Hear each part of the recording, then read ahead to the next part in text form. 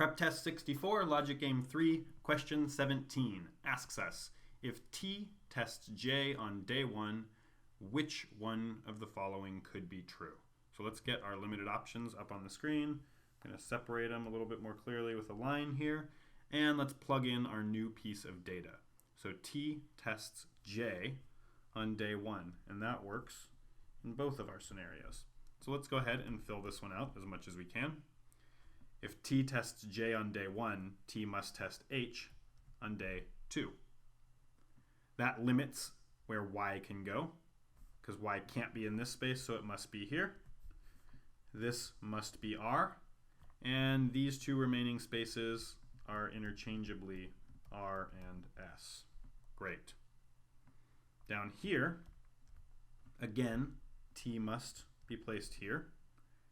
That once again limits where Y can go and dictates where R goes. And we again have S and R as our last two. However, I forgot to write this in, sorry. R can't go here, so that must be S and that must be R. So we're wondering which of the following could be true. Answer choice A. R tests G on day 2. R is never testing G on day 2. S tests H on day 1. S could test H on day 1 right there, so this is looking good. C says Y tests H on day 2. That is definitely not true because T is testing H on day 2 in all scenarios. S tests J, never true.